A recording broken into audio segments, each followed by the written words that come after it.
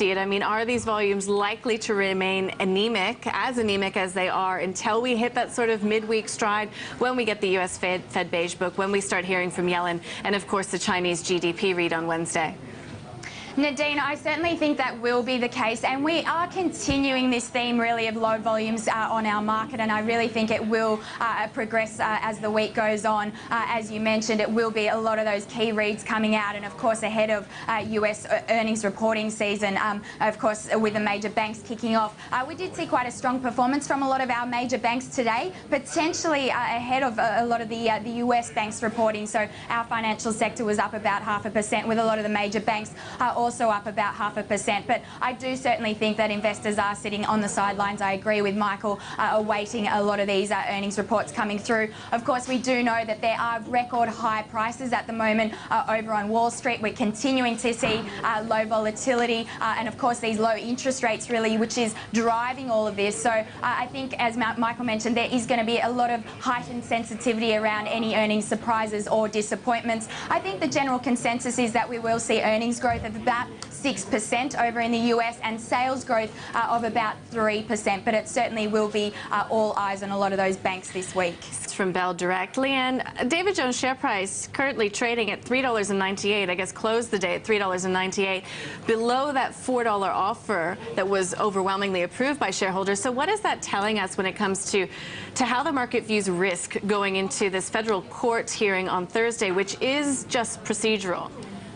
Nadine, I certainly think it indicates that there is a lot of uncertainty around from investors in terms of whether this takeover deal is actually going to proceed. I think the fact that we didn't see it reaching that $4 takeover price indicates that there is still a little bit of uncertainty around. There is this next step, of course, for the court hearing on Thursday, even though we did receive that overwhelming vote today. And of course, we know that ASIC may be stepping in. There is some little bit of concern potentially around that collateral benefit that may have been triggered in terms of Woolworths offering Solomon Lew the $17 for his stake in Country Road. That collateral benefit really means that they can't offer a benefit to any shareholder without offering it to all shareholders in an attempt to try and entice them to accept the offer. So we were of the expectation this might have come up. I think there's another concern as well in terms of that price that has been offered for those Country Road shares, in terms of them being excessively valued. However, Woolworths has in fact had a look at this, and it does look like the multiple that they have offered does look like it is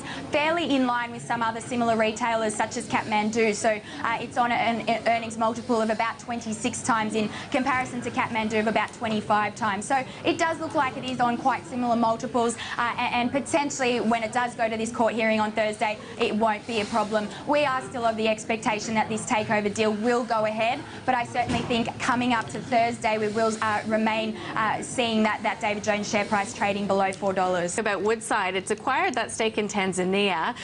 Just give us the details of it, and will it add to growth, which is of course the big question when it comes to Woodside? It is the big question, Nadine, and we do know that Woodside has been under a bit of pressure in order to further accelerate in terms of their growth projects. We're estimating that their production will start to fall off, so they really do need to start thinking about that. We know they want to invest in some of these oil assets, but in terms of acquisitions, they are running at quite high valuations at the moment. So in terms of today's announcement, it did look fairly positive long term, although the stock was off about 0.4%. They have acquired that 70% interest in Beach Energy's exploration project over in Tanzania, and really this is an opportunity for them to secure a large footprint in a relatively underexplored basin over in Tanzania. Of course, we know that Beach Energy has also been looking for a partner for over a year, so we did in fact see Beach Energy shares performing quite strongly off the back of that. However, looking at Woodside, they have in fact, or haven't in fact, come through and announced how much they will be investing into the project. So I do suspect that's why we did see a little bit of weakness in the share price today. But certainly in terms of their growth projects, it demonstrates that they are continuing to add value to their portfolio and are continuing to build, you know, its overseas assets, which hopefully one day it will hope to offset a lot of this stagnating growth over here in Australia. So long term certainly does look positive.